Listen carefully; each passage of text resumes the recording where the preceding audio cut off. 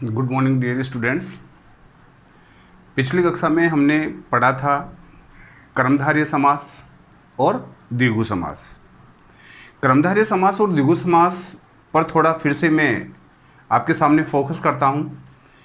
कर्मधारय समास की जो पहचान थी वो क्या थी, यानी कि कैसे हम उस शब्द में पहचाने कि इसमें कर्मधारय समास का रूप है या इसमें द्विगु समास का रूप है।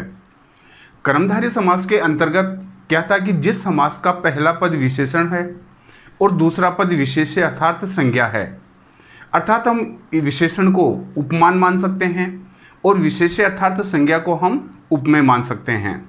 यानी कि जिससे हम तुलना कर रहे हैं और जिसके हम तुलना करने जा रहे हैं, ये दोनों रूप मिलकर के एक कर्मधारय समास का रूप बना रहे थे। और उसी के आधार पर हमने कर्मधारय समास को दो भागों में बांट दिया था। पहला विशेषण विशेष्य कर्मधारय था और दूसरा उपमान उपमेय कर्मधारय था। उसके बाद में जो दूसरा अपने पास में था द्विगु समास। द्विगु समास के आधार को हमने लेकर के देखा था कि द्विगु समास के अंतर्गत पहला जो पद होता है वह संख्यावाची होता है और दूसरा जो पद होता है वह संज्ञावाची होता है, और दोनों संख्यावाची और संज्ञावाची दोनों मिलकर के एक समूह अर्थात समाहार का बोध कराते हैं। वह समास द्विगु समास कहलाता था। अब नेक्स्ट आज की कक्षा में हम पढ़ने जा रहे हैं वो है अपने पास में द्वंद्व समास। द्वंद्व समास को पहचानने के लिए सबसे पहले हम ये देखते हैं कि द्वंद्व समास क्या है। द्वंद्व का मतलब होता है कि जहां दोनों पद, ठीक है। अब आपको यहां पर बताया था कि द्वंद्व के अंतर्गत यानी कि इसी समास को हमने दो पदों के रूप में विभक्त किया था। जो पहला अपने पास में पद था वह पूर्व पद था और दूसरा जो यहाँ पर पद था जिसको हम उत्तर पद का नाम दे रहे थे। अब जिस समास के दोनों पद पूर्व पद और उत्तर पद, ये दोनों पद बेटा क्या होंगे, प्रधान होंगे। तो हम यहाँ पर लिख सकते हैं कि दोनों पद प्रधान। तो यानी कि अब इसको हम परिभाषा के रूप में कन्वर्ट करें या परिभाषा के रूप में बदलें, तो अब हमारे पास में इसकी परिभाषा हो सकती है कि द्वंद्व समास में दोनों शब्दों की प्रधानता होती है तथा और, या, अथवा आदि ये जो संयोजक शब्द होते हैं, इन संयोजक शब्दों का लोप कर देने पर यह समास बनता है। इसलिए समास विग्रह करते हैं, अर्थात जैसे ही हम इसका समास विग्रह करते हैं तो समास विग्रह करने पर पुनः इनमें उपयुक्त संयोजक शब्द को चुन करके और पुनः वहां पर लाना पड़ता है। वह समास अपने पास में द्वंद्व समास का रूप बन जाता है। तो अब यहाँ पर बेटा जैसे ही हम इसको परिभाषा के रूप में बदलें, तो परिभाषा के रूप में बदलने पर यहाँ पर क्या हो जाएगा कि द्वंद्व समास में, तो हम लिख सकते हैं यहाँ पर द्वंद्व समास में दोनों पदों की प्रधानता होती है। अब देखिए कि इस आधार पर हम ले सकते हैं कि इसका मतलब जो द्वंद्व समास है उस द्वंद्व समास के अंतर्गत पूर्व पद और उत्तर पद, इन दोनों पदों की प्रधानता हो जाएगी। यानी कि दोनों पद मिलकर के ही क्या बन जाएंगे, प्रधान हो जाएंगे। साथ ही साथ इसमें क्या होता है, इसमें जो संयोजक अव्यय होते हैं तथा, या, और अथवा, ठीक है ना, ये संयोजक जो शब्द होते हैं इनका यहाँ पर लोप हो जाता है। और जैसे ही हम इस समास का फिर से विग्रह करते हैं, यानी कि विग्रह जैसे ही हम इसका विग्रह करते हैं तो विग्रह करने पर अपने पास में जो यहाँ पर तथा, या, और अथवा जो संयोजक शब्द थे वो संयोजक शब्द वापस पुनः वहाँ पर आ जाते हैं, अर्थात पुनः उनको लाना पड़ता है। तो ऐसा रूप जहाँ पर बन जाता है वहाँ द्वंद्व समास का रूप माना जाता है। अब देखिए बेटा यहाँ पर दोनों पदों के प्रधानता के आधार को अगर हम लेकर के देखते हैं तो द्वंद्व समास के अंतर्गत क्या होगा कि ये द्वंद्व समास अपने पास में तीन रूपों में, अर्थात अपन कह सकते हैं कि इसके तीन भाग बन जाते हैं। यानी कि द्वंद्व समास को हम तीन भागों में बांट सकते हैं।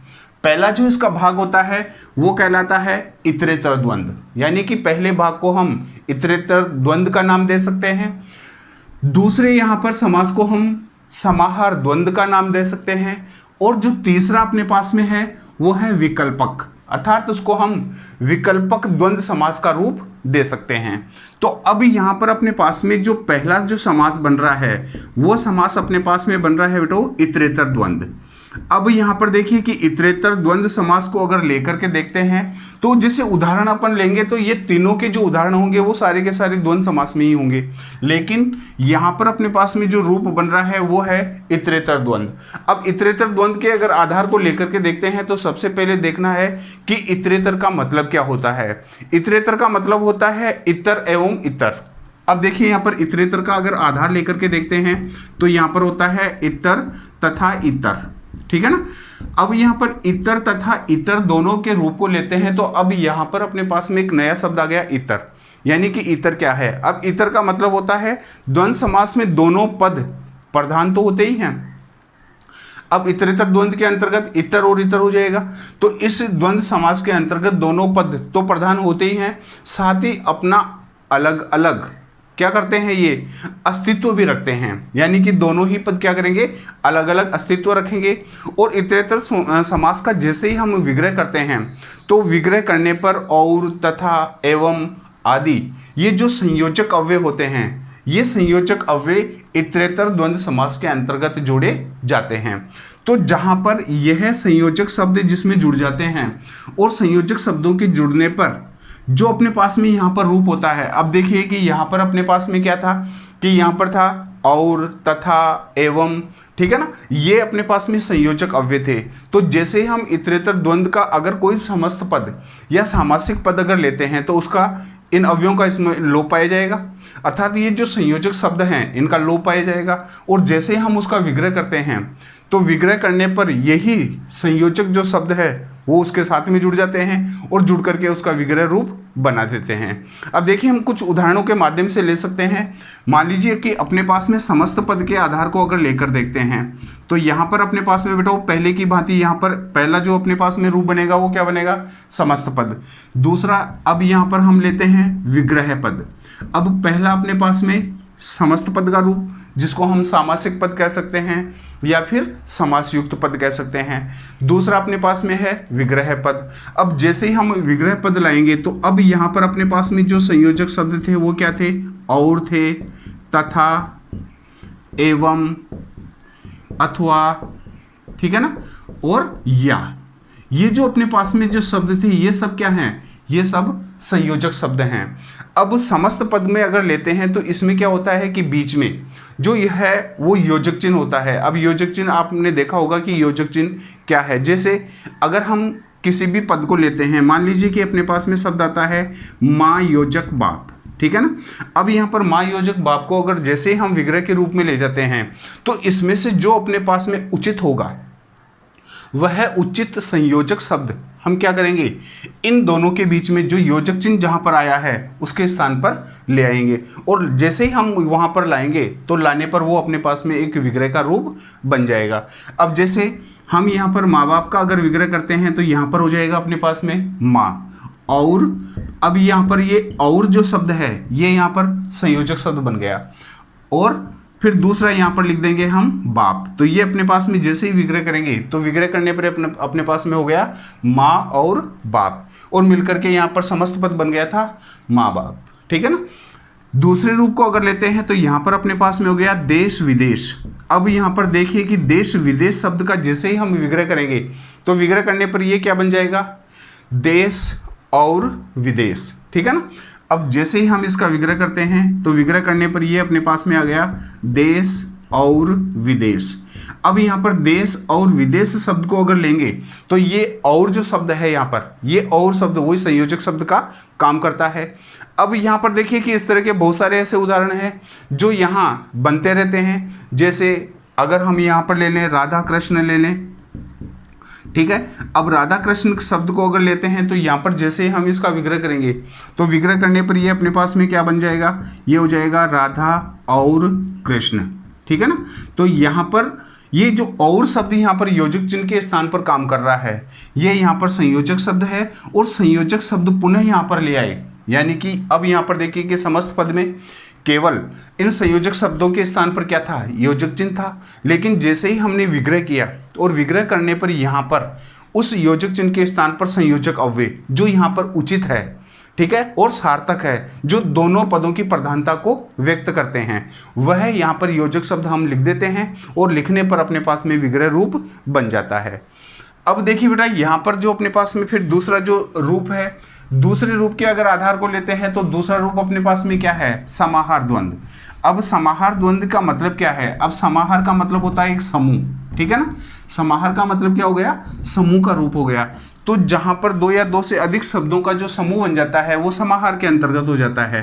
तो ख नंबर पर हमने लिख दिया यहाँ पर समाहार द्वंद्व। अब समाहार द्वंद्व को जैसे ही हम परिभाषा के रूप में बदलते हैं कि समाहार द्वंद्व कहते किसे हैं, तो समाहार द्वंद्व का अर्थ होता है समूह, ठीक है ना। अब यहाँ पर देखिए कि समाहार शब्द को अगर लेते हैं तो समाहार शब्द का जो यहाँ पर अपने पास में अर्थ होता है वह अर्थ है समूह, ठीक है ना। इसका मतलब शब्दों का एक समूह बन गया। तो समूह होता है जब न केवल दो वस्तुओं अथवा अर्थ प्रकट करने के लिए दो शब्दों का जहां प्रयोग किया जाता है, और बल्कि वस्तुओं आदि के एक समूह को व्यक्त करने के लिए दो प्रतिनिधि शब्दों द्वारा समास बना लिया जाता है, ऐसे समासों का विग्रह करने पर इत्यादि आदि शब्दों का इसमें प्रयोग किया जाता है। अब देखिए यहाँ पर ये अपने पास में हो गया समूह है।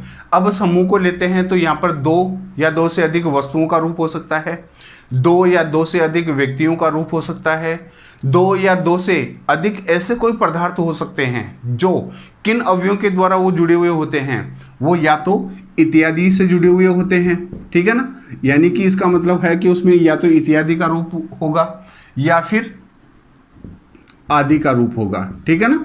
अब समूह को व्यक्त करने के लिए अपने पास में जो यहाँ संयोजक जो शब्द यहाँ पर काम कर रहे हैं वो बेटा काम कर रहे हैं, एक तो इत्यादि और दूसरा जो यहाँ पर काम करने वाला रूप है वो है अपने पास में आदि। तो ऐसे रूप जहाँ बन जाते हैं वहाँ समाहार द्वंद्व का रूप माना जाता है। अब समाहार द्वंद्व के अंतर्गत अगर हम इसको समस्त पद के रूप में व्यक्त करते हैं, मान लीजिए कि यहाँ पर अपने पास में आ गया समस्त पद, और जैसे ही हम यहाँ पर विग्रह पद में इसको बदलेंगे, तो विग्रह पद में बदलने के लिए क्या करना है कि जो अपने पास में समस्त पद है, जो समस्त पद यहाँ पर दिया हुआ है, उस समस्त पद के साथ में क्या जोड़ना है, या तो हमें उसमें इत्यादि जोड़ना है, और अगर इत्यादि नहीं जोड़ते हैं तो वहाँ पर आदि जोड़ते हैं। तो या तो यहाँ पर इत्यादि जुड़ जाएगा और या फिर उसमें आदि जुड़ जाएगा। जैसे ही अगर यहाँ पर लेते हैं, मान लीजिए कि अपने पास में आ गया बेटा वो शब्द है जलवायु, ठीक है ना। अब जलवायु का मतलब अगर लेते हैं तो विभिन्न, एक कह सकते हैं कि गैसों का या एक विभिन्न वातावरण का समावेश जो होता है वहाँ जलवायु का रूप होता है। अब जैसे ही हम इसको विग्रह रूप में ले जाते हैं तो विग्रह रूप में ले जाने पर क्या हो जाएगा, ये अपने पास में अलग रूप में आ जाएगा, जल वायु अलग अलग हो गए, आदि, ठीक है ना। अब ये हो गया अपने पास में जल वायु आदि और मिलकर के क्या बन गया, जलवायु बन गया। तो अब यहाँ पर देखिए कि जल शब्द अलग हो गया और वायु शब्द अलग हो गया, जल वायु आदि मिलकर के यहाँ पर जो अपने पास में समस्त था वो क्या था, जल और वायु, ये दो वस्तुएं थी यहाँ पर, और दोनों वस्तुओं का यहाँ पर क्या बन गया, समूह। और जब समूह यहाँ पर बनाया गया तो वो अपने पास में शब्द क्या बन गया, जलवायु बन गया, ठीक है ना। अगर यहाँ पर देखिए कि ऐसे ही जैसे चाय पानी को अगर लेते हैं, अब यहाँ पर चाय पानी शब्द को अगर हमने यहाँ पर लिया तो ये अपने पास में दोनों एक, यानी कि समूह दोनों मिलकर के एक शब्द में यहाँ पर बदल गए। अब जैसे ही हम इसको विग्रह रूप में ले जाते हैं तो विग्रह रूप में ले जाने पर क्या बन जाएगा ये, अब देखिए यहाँ पर चाय अलग हो जाएगी, ठीक है, और पानी अलग हो जाएगा। तो यह यहाँ पर अब चाय और पानी, और अब यहाँ पर हो गया आदि। आदि का मतलब और भी हो सकते हैं इसमें, इसका मतलब चाय और ये पानी दोनों मिलकर के एक समूह रूपी शब्द को यहाँ पर व्यक्त कर रहे हैं, और वह समूह रूपी जो शब्द है वो अपने पास में क्या है, चाय पानी। अगर जैसे यहाँ पर बहुत सारे लेते हैं, साग पात, अगर यहाँ पर ले लिया हमने साग पात, ठीक है ना। अब साग पात शब्द को लेते हैं तो जैसे ही हम इसका विग्रह करेंगे तो विग्रह करने पर ये अपने पास हो गया साग पात आदि, ठीक है। तो अब यहाँ पर इसका मतलब दो चीज़ों का यहाँ पर समूह हो गया। जैसे अगर यहाँ पर आता है बहु बेटी, ठीक है ना। अब बहु बेटी शब्द को अगर लेते हैं तो यहाँ पर अपने पास में बहु, धन, बेटी, अगर इस रूप को भी अगर लेकर के देखते हैं तो जैसे ही हम इसका विग्रह करेंगे तो विग्रह करने पर ये अपने पास में हो जाएगा बहु, बेटी आदि। ठीक है, तो ये इस तरह के बेटा जहाँ शब्द आते हैं वहाँ समाहार द्वंद्व का रूप माना जाता है। अब समाहार द्वंद्व के अंतर्गत क्या करना है हमें, ऐसे ही जो शब्द होते हैं जैसे फल फूल हो सकते हैं, खाना पीना हो सकता है, पेड़ पौधे हो सकते हैं, कपड़ा लत्ता हो सकता है, ठीक है ना, कामकाज हो सकता है, या अन्य प्रकार के जो भी जो यहाँ पर समूह को व्यक्त करने वाले वस्तुएं हो सकती है, पदार्थ हो सकते हैं, ठीक है ना, जो एक समूह को व्यक्त करते हैं वहाँ पर समाहार द्वंद्व का रूप माना जाता है। उसके बाद में तीसरा देखिए कि ग नंबर पर अपने पास में आता है जिसको हम बेटा नाम दे सकते हैं यहाँ पर विकल्पक द्वंद्व। ठीक है ना, अब यहाँ पर विकल्पक द्वंद्व का मतलब क्या है कि यानी कि विकल्प लेना। ठीक है ना, विकल्पक द्वंद्व के अंतर्गत क्या होगा, अब यहाँ पर विकल्पक द्वंद्व का जैसे ही हम अध्ययन करेंगे तो विकल्पक द्वंद्व के अंतर्गत क्या हो जाएगा, यानी कि एक विकल्प को चुनना होता है यहाँ पर। और विकल्प को चुनने का मतलब क्या है कि जिस समास में दो शब्दों के बीच में, जहाँ पर अपने पास में दो शब्द होंगे, अगर इसको परिभाषा के रूप में अगर लिखें तो यहाँ पर हम लिख सकते हैं कि दो शब्दों के बीच में, तो यहाँ पर हो जाएगा दो शब्दों के बीच में। दो शब्दों के बीच में या तो क्या जोड़ा जाए, या तो या आ जाए, ठीक है, या फिर अथवा आ जाए, ठीक है ना, अथवा। ये सब क्या है, ये है विकल्प सूचक। ये क्या माने जाते हैं तो विकल्प सूचक। तो हम इसको नाम दे सकते हैं विकल्प सूचक, है ना, अव्यय का लोप हो जाता है। तो यहाँ पर विकल्प सूचक अव्यय का लोप होता है, लोप होता है, उसे हम विकल्पक द्वंद्व का नाम दे सकते हैं, यानी कि हम उसे विकल्पक द्वंद्व कहते हैं। अब देखिए कि यहाँ पर दो शब्दों के बीच में, ठीक है, अब इसको आपको अच्छी तरह समझना है कि दो शब्दों के बीच में क्या है, या तो या अथवा, ये क्या है, विकल्प सूचक अव्यय हैं। इन विकल्प सूचक अव्ययों का जहाँ पर भी लोप होता है वह विकल्पक द्वंद्व समास के रूप में जाना जाता है। जैसे अब हम इसको समस्त पद के रूप में देख सकते हैं। दूसरा, अब यहाँ पर जैसे ही हम इसका बेटा विग्रह पद करेंगे तो विग्रह पद करने पर अब क्या होगा कि जो अपने पास में समस्त पद होगा, इस समस्त पद में किसका लोप होगा, इस समस्त पद में या तो या फिर अथवा। ये दोनों अपने पास में क्या है, ये दोनों या और अथवा, ये दोनों अपने पास में है विकल्प सूचक अव्यय। तो इस समस्त पद में क्या होगा, विकल्प सूचक अव्यय का लोप होगा। और जैसे ही हम इसका विग्रह करेंगे तो विग्रह करने पर या और अथवा, ये दोनों विकल्प सूचक है, दोनों में से एक, ठीक है ना, विकल्प सूचक या अथवा दोनों इसमें जोड़ देंगे और जोड़ देने पर वो अपने पास में एक विग्रह रूप बन जाएगा। जैसे अगर अपने पास में आता है पाप पुण्य, ठीक है, अब पाप पुण्य शब्द को अगर लेते हैं तो ये अपने पास में क्या बन जाएगा, ये अपने पास में विग्रह में बन जाएगा पाप या पुण्य, ठीक है। अब यहाँ पर बन गया अपने पास में ये जो या शब्द यहाँ पर आया है, ये या शब्द इसका मतलब क्या है, ये विकल्प सूचक अव्यय है, ठीक है ना। अगर यहाँ पर जैसे हानि लाभ आता है, अगर यहाँ आ गया अपने पास में हानि लाभ, तो अब हाँ यहाँ पर जैसे ही हम इसको विग्रह रूप में ले जाएंगे तो विग्रह रूप में ले जाने पर अपने पास में क्या होगा, या तो होगा ये हानि या लाभ, ठीक है ना। तो इस तरह की जो रूप यहाँ पर बनते जाते हैं वो वैकल्पिक द्वंद्व के अंतर्गत आते हैं। जैसे अगर यहाँ पर आजकल शब्द अगर आता है, यानी कि बहुत सारे ऐसे उदाहरण हैं बेटा जो हम इसके अंतर्गत ले सकते हैं। जैसे आजकल है, अब आजकल शब्द को जैसे ही हम विग्रह रूप में ले जाते हैं ये हो जाएगा आज या कल, ठीक है। धर्माधर्म को अगर लेते हैं तो धर्माधर्म के अंतर्गत क्या हो जाएगा, धर्म या अधर्म, ठीक है। राग द्वेष को अगर ले सकते हैं तो राग द्वेष के अंतर्गत क्या हो जाएगा, राग या द्वेष। यश अपयश को अगर लेते हैं तो क्या हो जाएगा, यश या अपयश, ठीक है ना।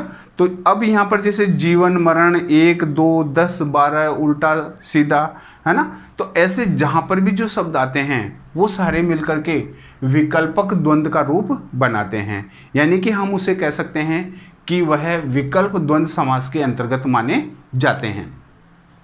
अब देखिए बेटा, इस समास के बाद में जो लास्ट वाला जो समास अपने पास में है 6 नंबर वाला, जिसको अपन कह सकते हैं बहुव्रीहि समास।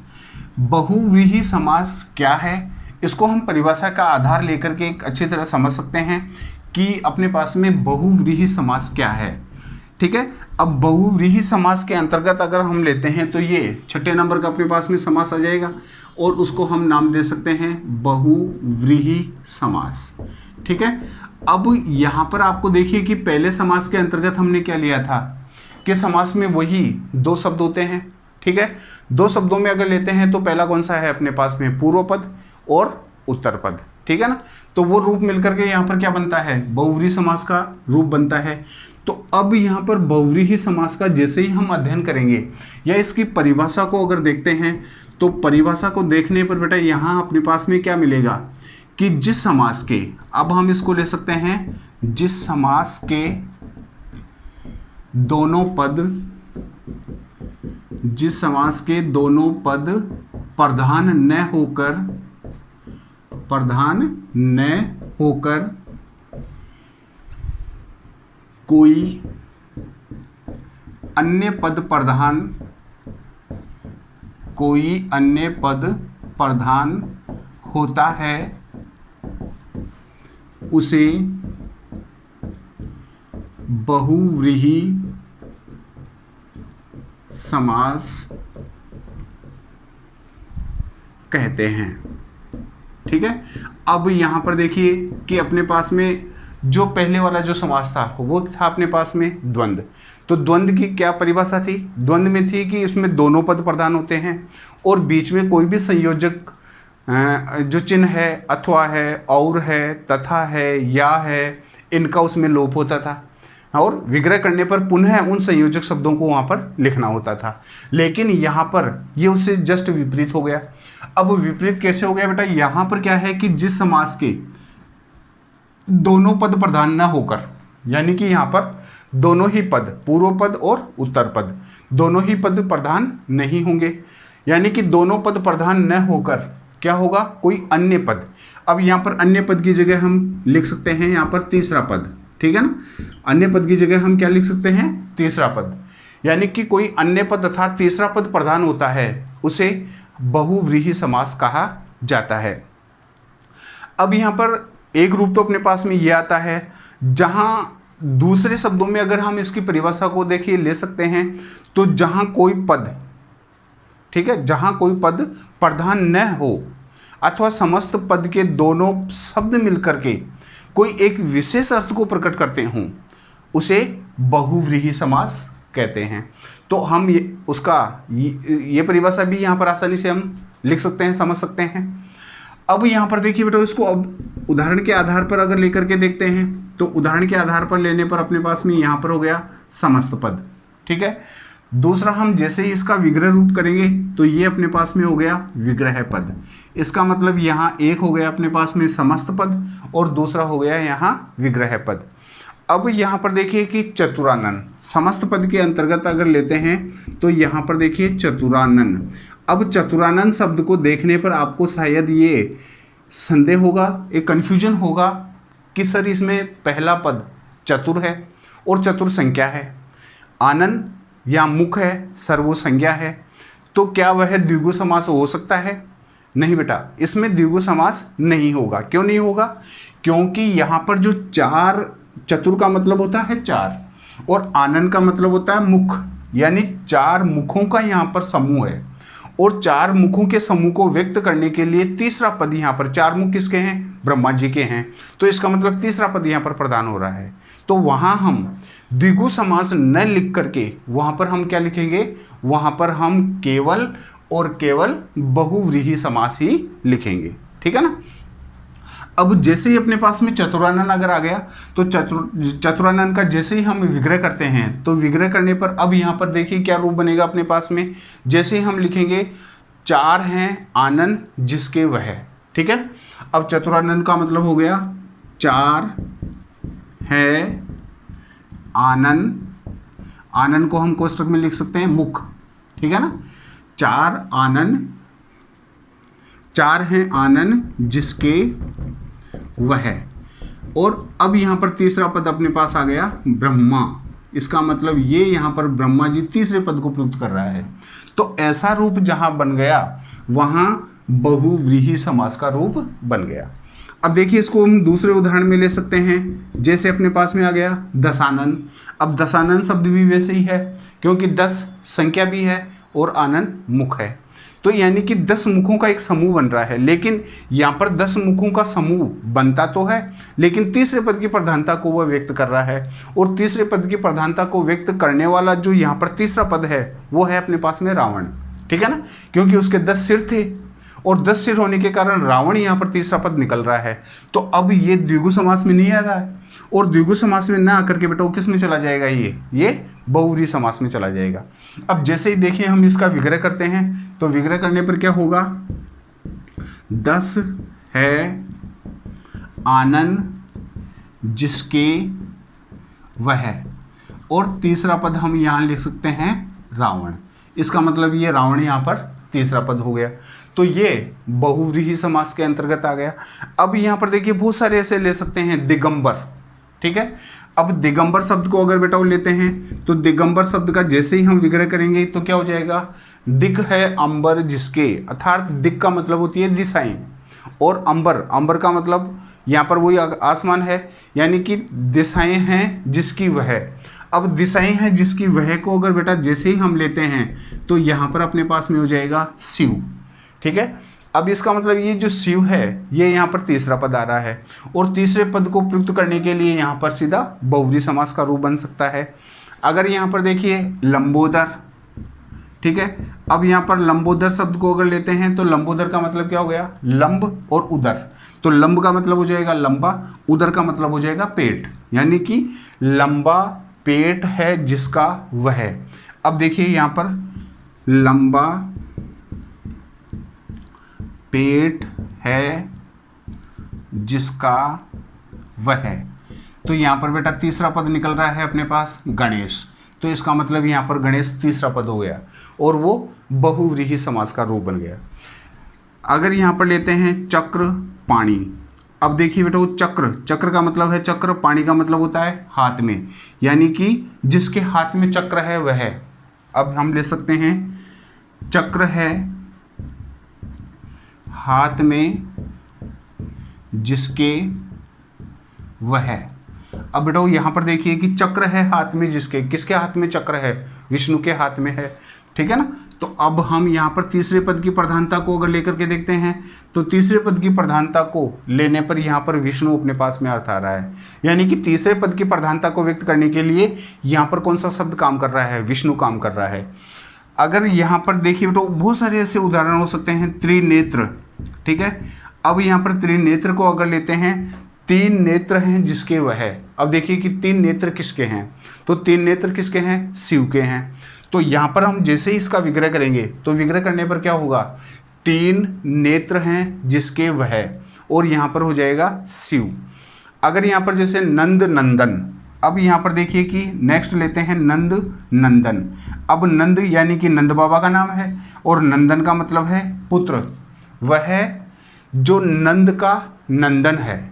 ठीक है ना, और कोष्टक में हम कर सकते हैं पुत्र, वह जो नंद का पुत्र है। अब नंद का पुत्र कौन है, यहाँ पर नंद का पुत्र है यहाँ पर श्री कृष्ण। ठीक है, तो वहाँ पर तीसरे पद की प्रधानता को देखते हुए वहाँ हम ले सकते हैं श्री कृष्ण, और श्री कृष्ण यहाँ पर तीसरे पद की प्रधानता को व्यक्त कर दिया, इसलिए यहाँ पर समास अपने पास में हो गया कौन सा, बहुव्रीहि समास हो गया। फिर है अपने पास में जैसे मुरारी, मुर और अरी। अब यहाँ पर देखिए कि मुरारी शब्द को अगर लेते हैं तो मुरारी का मतलब है मुर, एक राक्षस का नाम है, और अरी का मतलब होता है शत्रु। ठीक है ना, अब मुर, ये मुर नाम का एक तो क्या हो गया, राक्षस हो गया, और अरी का मतलब हो गया शत्रु, यानी मुरारी जो मुर नामक राक्षस है उसका शत्रु कौन है। अब यहाँ पर उसका जो शत्रु है यहाँ पर माना गया है बेटो श्री कृष्ण को, तो श्री कृष्ण यहाँ पर तीसरे पद की प्रधानता हो गई। ठीक है, अब यहाँ पर जैसे चंद्रमौली। अब चंद्रमौली का मतलब क्या है, चंद्र यानी कि वह, मौली का मतलब होता है चोटी, वह जिसकी चोटी पर अर्थात जिसके सिर पर चंद्रमा है। अब चंद्रमौली शब्द को जैसे ही हमने यहाँ पर लिखेंगे तो चंद्रमौली शब्द को लेने का मतलब, चंद्र का मतलब चंद्रमा, मौली का मतलब हो गया शिखर या चोटी। तो वह जिसकी चोटी पर चंद्रमा है। अब किसकी चोटी पर चंद्रमा है? भगवान शिव की मस्तक पर चंद्रमा है, ठीक है ना। तो अब यहाँ पर तीसरा पद अपने पास में क्या आ गया? शिव आ गया।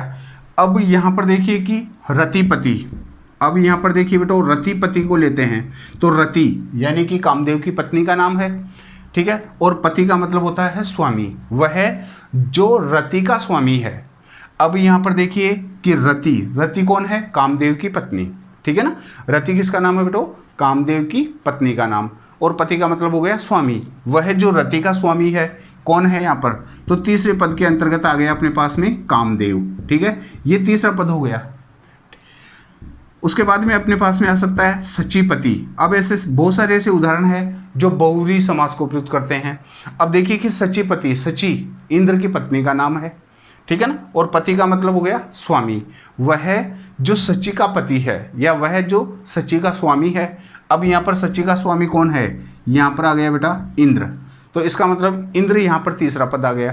तो ऐसे शब्द जहाँ पर आते हैं वहाँ बहुव्रीहि समास का रूप माना जाता है।